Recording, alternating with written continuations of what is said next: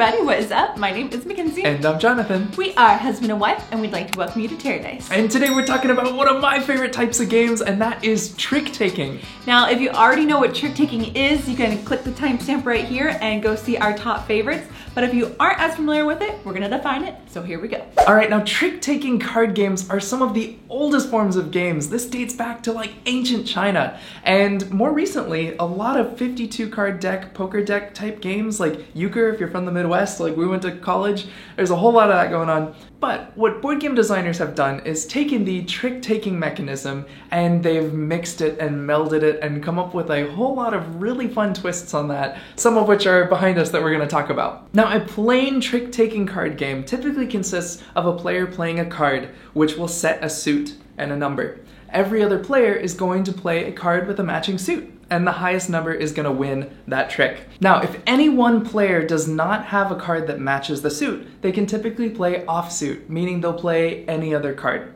Now, if they did not play the lead suit, they likely will not qualify to win that trick when that's collected. However, many games have a trump suit, which is a separate suit that when played will always beat the lead suit. Then if somebody else plays a higher trump card, they would win that instead. And that's pretty much a trick-taking game. All right, first up on our list, we have Trick-Taking on the High Seas, and that is Skull King by Grandpa Peck's Games. Oh yes, a classic. Yeah, so you are going to be trying to predict each round how you will fare on the high seas by everyone going yo ho ho and showing what they're gonna bet. And if you bet correctly, your score will go up. If you bet wrong, you will start to sink. So Skull King features plain trick-taking with the standard suits and the trump suit, but it also has a series of special cards. These are the pirates, the mermaids, the like sail away fleet cards. Himself. The Skull King himself, Yeah. yes. And what's cool about those is that they kind of increase the stakes. So the pirates will beat any sort of numbered card, but then the Skull King beats all the pirates, but then the mermaid will beat the Skull King.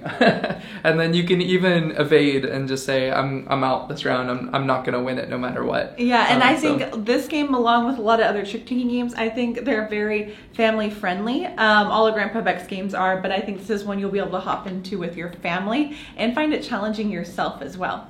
Next up on our list is Ghosts of Christmas. Now this is by Board Game Tables, who have done a number of games that we love. But in this trick-taking game, you are going to be playing 3 tricks before any of them get resolved. So you will be setting the past, the present, and the future, and you can play into whichever one you want in any order. So the first person who plays into each tense is going to set the suit for that tense. And then when you go to resolve your 3 tricks, you're going to start with the past, then go to the present, then go to the future. Now where the twist in this game is if you win past or present, you can choose to switch the next tense's suit to the suit that you played. So if you did not have a yellow card and you instead played a blue card, you can say the suit for present is now blue, and then that can help you win more tricks. So it's really, really a cool game because the order in which you play cards is going to matter a lot in terms of like, I'm gonna save this one for last so that I can mess up the whole thing.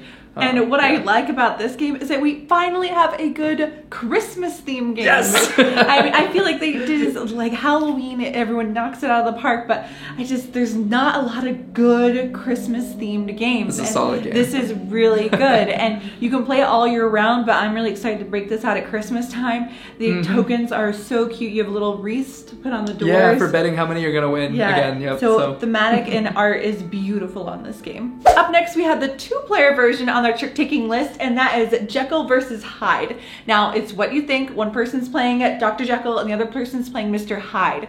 And Dr. Jekyll is trying to keep things even. He wants balance, so he wants Hyde and him to win or have the same amount of tricks, one each time. Hyde is trying to throw everything to chaos, so he's trying to win as many tricks as he can, or he's trying to lose the least amount, or he's trying to lose a lot.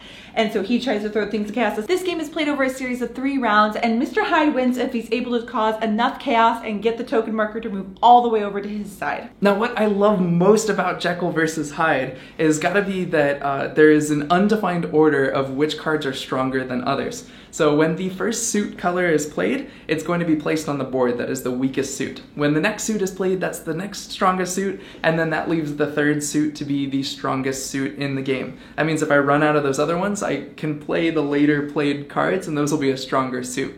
Now the game also introduced potions, because Jekyll and Hyde is all about the potions, right? So each suit has a special power that if you play a potion card against that power, you're going to activate that, and it's either pride, greed, or wrath. And that's going to let you do things like swap cards with the other player, take one of their tricks that they had already won, or clear off that suit order, so we got to start over that whole order again. Next up is Cat in the Box, which we picked up just at Gen Con 2022, and it is a awesome trick-taking game where all of the cards are black and white. You don't know what they are. So when you play a card, you're going to declare what it is. You're going to say, this is the blue 5. And when you do that, you're going to mark off the blue 5 on the board. No one else can play a blue 5. So someone else will then go, this is the blue 7, this is the blue 3. And so you are sort of declaring and marking off which cards have been played from your black and white hand. Now, where this game gets difficult is there are 4 suits and there are 5 of every card. So some of the cards will not exist, and at some point you could cause a paradox, which would cause you to lose the round and lose some points. That's when you backed yourself into a corner where you have only cards that are invalid. There's no more of that card available. So this game has a very cool sort of mind puzzle where you're thinking, okay, which cards do I think people are going to play, so I leave those for last. And then when you bet how many tricks you think you're going to win for the round, if you were correct, you're going to get bonus points equal to the largest group of adjacent numbers that you claimed on that chart on the board. And oh my goodness, it's the coolest bonus points in any of these trick-taking games. So I love this game.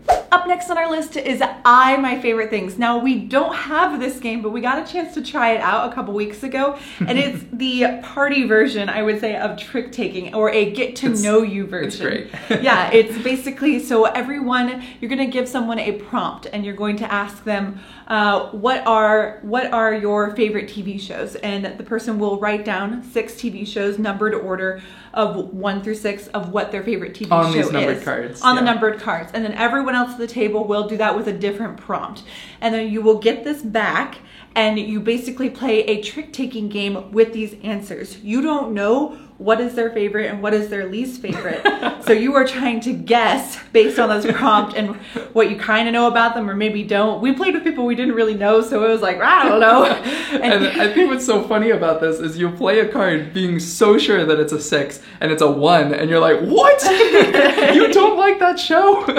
Yeah. It's so funny. Yeah, you got a funny prompt on best favorite subway lines in New York. Yep. Yeah, so that was really fun. Yeah. Now this game isn't really available in the US yet, but I'm hoping it's going to be coming over soon. But you could also make it yourself. Like, so if you look up online about the game, you could make it with your own dry erase boards. But this is a very, very fun party game and a very neat twist on a trick-taking game. Yes. All right, last up on our list is a game I'm sure you've at least seen, probably. It is The Crew. And this game is unique because it is the only cooperative game on this whole list. True. So we are astronauts in space, and we're trying to work on a space station doing these different missions, and it's got a whole mission catalog of like 50 things we have to do. For us to win cooperatively, when a specific card comes out, so let's say the pink 5, a specific player has to win that trick. Now that means no other player could win the pink 5 or we fail the mission. So it's all a matter of when do you play the pink 5 such that you're so sure that Mackenzie is going to win when I play that pink 5. Involves no communication outside of the cards. You can play with these hints where you can say this is my only green card, you know, or something like that.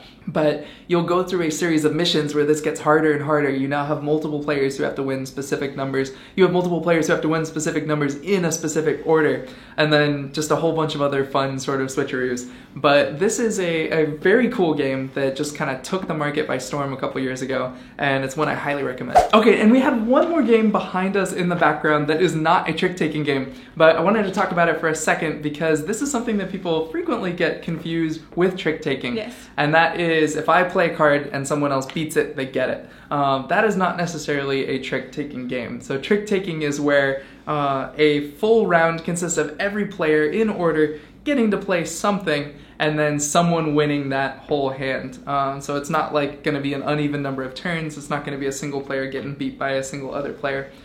Scout is considered a ladder climbing game, which is where you're sort of climbing up in values, where it could be sets and more cards like that. This is an excellent game, however, so please go check it out. It was one of the Spiel des Jahres nominees Yeah. this year, which is like kind of like the Oscars or Tonys or Emmys for board games. So if you're confused by all of these names and you're newer to board games and you're like, oh, trick taking, ladder climbing, like worker placement, I had no idea there were so many different terms to define games. Well, I'm going to put together in a couple of weeks, there's going to be a video coming out called the Board Game Dictionary, where in a fun way we're going to help you guys define all of these, because they were very confusing for us when we first started, but they will help you learn what kind of games you like and you can understand what people are talking about in the gaming world. Alright everyone, I hope you enjoyed our list of our favorite trick-taking games and were able to learn something along the way. If you liked this video, make sure to like and subscribe and hit that notification bell so you can know whenever we put out a new video. And we'll see you next time. Happy playing!